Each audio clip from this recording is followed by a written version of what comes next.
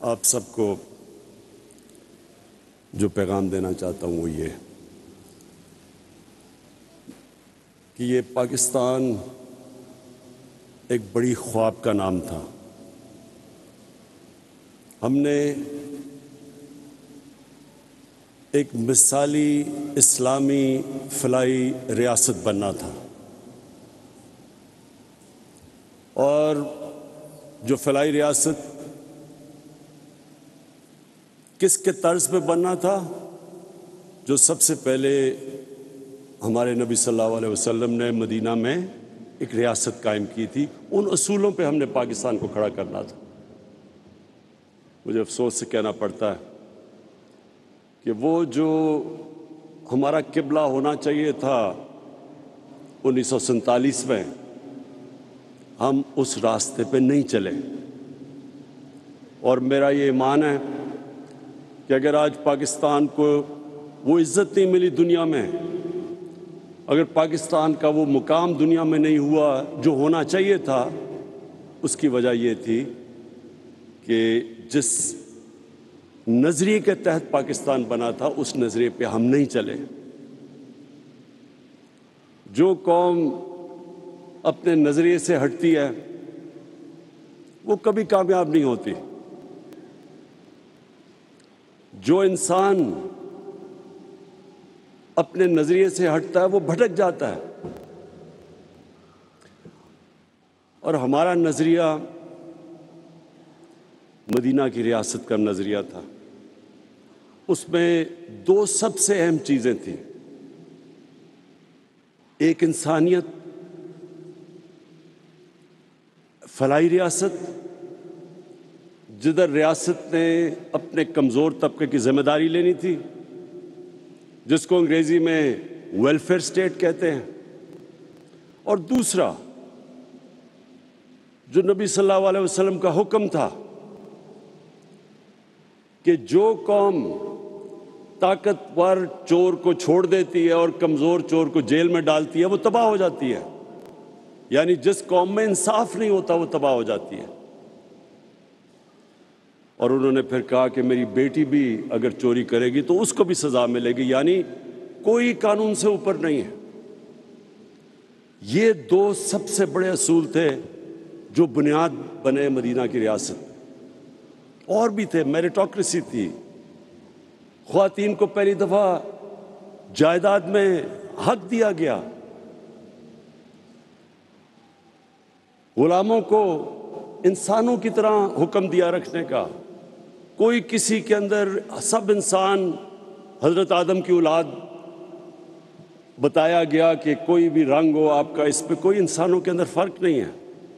اور پھر رحمت للعالمین نے انسانوں کو اکٹھا کیا، انسانیت کا پیغام دیا کہ سب انسانوں کو تقسیم نہیں کیا، اور وہ ریاست اس کے اوپر کئی صدیوں تک مسلمانوں نے دنیا کی امامت کی۔ آج مجھے افسوس سے کہنا پڑتا ہے کہ جن اصولوں پہ انہوں نے مدینہ کی ریاست کھڑی کی تھی، آپ کو وہ اصول وہ لوگ جو مسلمان نہیں ہیں ان ریاستوں میں نظر آتے ہیں۔ میں ساری دنیا گیا ہوں، میں آپ کو یقین دلاتا ہوں کہ سوئٹزرلینڈ، نیوزی لینڈ، اسکینڈینیویا، ان ملکوں میں آپ چلے جائیں آپ کو زیادہ اسلام نظر آئے گا، وہ قریب ہیں ان کے مدینہ کی ریاست کے اصولوں پہ۔ وہاں انصاف بھی ہے، وہاں انسانیت ہے، وہاں فلاحی ریاست ہے، وہاں میریٹوکریسی ہے، وہاں خواتین کو حقوق ملے ہوئے ہیں، انسانوں میں فرق نہیں کرتے۔ اور مسلمان دنیا میں بڑے کم، 50 سے زیادہ مسلمان ملک ہیں، بڑے کم مسلمان ملکوں میں آپ کو وہ مدینہ کی ریاست کے اصول نظر آئیں گے۔ اسی لیے میں انشاءاللہ کل آغاز کر رہا ہوں رحمت للعالمین اتھارٹی کا، اور صرف میرا مقصد یہ ہے کہ اب ہمارے بچے کو سمجھ آئے کہ نبی صلی اللہ علیہ وسلم کا پیغام کیا تھا، سیرت نبی کیا تھی، سب کو پتہ چل جائے۔ اللہ کسی کو ایمان دیتا یا نہیں دیتا وہ تو اللہ کا تحفہ ہے، لیکن ہم اپنی ریاست ذمہ داری پوری کریں اپنے انسانوں پہ، اپنے بچوں پہ، ان کو بتائیں کہ اصل میں ان کی سیرت کیا تھی، ان کا راستہ کیا تھا۔ تو آج جو ہم یہاں جمع ہوئے ہیں، اس کا مقصد ایک ہے کہ ہم اس فلاحی ریاست کے راستے پہ چلے جائیں، اور اس کے لیے میں سب سے پہلے تو آج اپنی قوم کا شکریہ ادا کرتا ہوں، اور FBR کا بھی، کہ انہوں نے پہلی دفعہ پاکستان میں اتنا زیادہ ہم نے ٹیکس اکٹھا کیا، ہم نے ریکارڈ ٹیکس اکٹھا کیا پاکستان میں، اور اس کی وجہ سے میں نے پرسوں، جبکہ دنیا میں قیمتیں اوپر جا رہی ہیں، تیل کی، بجلی کی، 5 روپے یونٹ بجلی کی قیمت کم کر دی ہے، اور 10 روپے لیٹر تیل اور ڈیزل کی قیمت کم کر دی ہے، کیونکہ ہمارے پاس پیسہ زیادہ آیا ہے۔ تو میں اپنی قوم کو کہتا ہوں کہ آپ جتنا زیادہ ٹیکس دیں گے، وہ سارا ٹیکس میں لگاؤں گا اپنے نیچے لوگوں کو اوپر اٹھانے کے لیے، لوگوں کے بوجھ کم کرنے کے لیے، مہنگائی کم کرنے کے لیے۔ یہ میں آپ سے میرا وعدہ ہے، وہ کہیں اور پیسہ نہیں جائے گا، وہ صرف آپ کے اوپر لگے گا، جس طرح ہمارا ٹیکس بڑھتا جائے گا۔ اب یہ میں آج کامیاب پاکستان کا پروگرام ہے، ہم نے 45 لاکھ خاندانوں کو اس پروگرام میں لے کے آئے ہیں۔ 45 لاکھ خاندان شروع کیا تھا ہم نے پختونخوا سے، اور آزاد کشمیر، گلگت بلتستان، پھر جو ہمارے کمزور علاقے پنجاب کے، ساؤتھ پنجاب میں، اور تھرپاکر سندھ میں، بلوچستان میں، لیکن اب سارے پاکستان میں ہم یہ پروگرام لے کے آ رہے ہیں۔ جس طرح ابھی ڈاکٹر امجد نے کہا، اور ڈاکٹر امجد میں آپ کی جتنی بھی تعریف کروں وہ کم ہے، آپ وہ انسان ہیں جو سمجھ گئے ہیں زندگی کا مقصد، کہ اللہ تو اس کو آخرت میں اس کو نوازتا ہے جو انسانیت کے لیے کچھ کرتا ہے۔ تو آپ نے جو بھی بتایا کہ اس کا مقصد کیا ہے، ہمارے جو 45 لاکھ خاندان ہیں جو سب سے نیچے ہیں، ایک گھر میں اگر شہر میں ہے تو 5 لاکھ روپیہ سود کے بغیر قرضہ اپنا کاروبار شروع کرنے کے لیے، اگر دیہات میں ہے تو 3.5 لاکھ سود کے بغیر قرضہ کسان اپنی زمین پہ لگائے، اور 20 لاکھ سود کے بغیر قرضہ اپنا گھر بنانے کے لیے۔ اور پھر اسی خاندان میں اگر ٹیکنیکل ایجوکیشن، ایک فرد کو ٹیکنیکل ایجوکیشن دے تاکہ وہ ہنر سیکھے اور اپنے لیے کما سکے گھر پہ۔ اور اب تو IT ایک ایسا شعبہ ہے، انفارمیشن ٹیکنالوجی، کہ آپ 6 مہینے 12 مہینے میں ایک بچے کو ٹرین کر سکتے ہیں، وہ IT سیکھ سکتا ہے، پروفیشنل پیسے کما سکتا ہے۔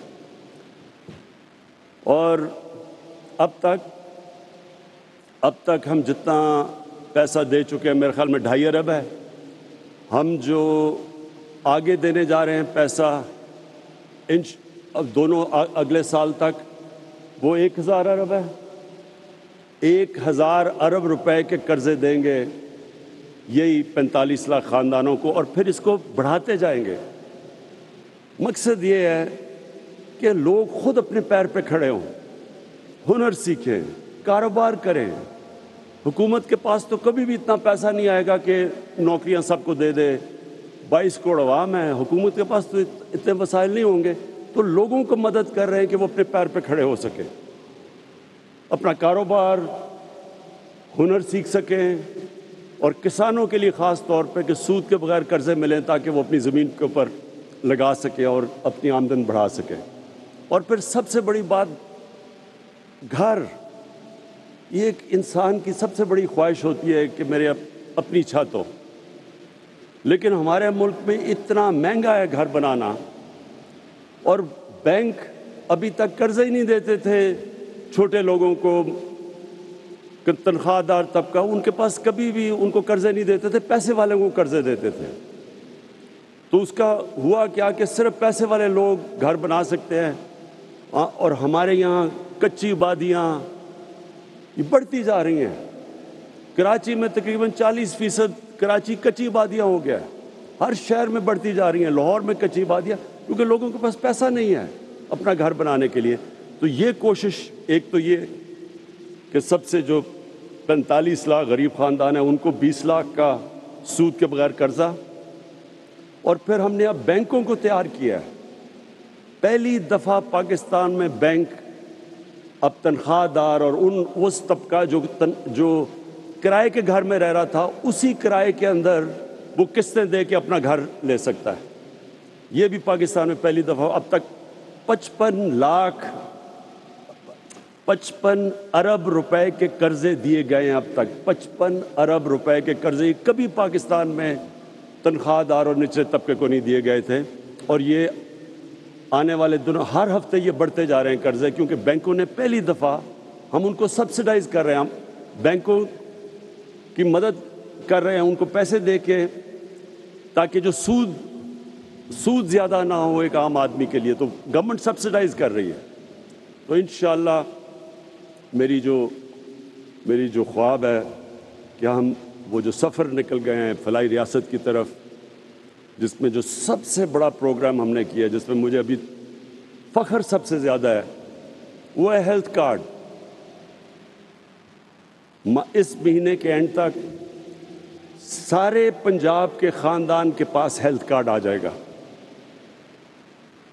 یہ پھر سے سن لیں، ہیلتھ کارڈ کیا ہے؟ 10 لاکھ روپے کی ہیلتھ انشورنس ہر پنجاب، پختونخوا، آزاد کشمیر، گلگت بلتستان، بلوچستان، ہر خاندان کے پاس 10 لاکھ روپے کا ہیلتھ انشورنس ہوگی۔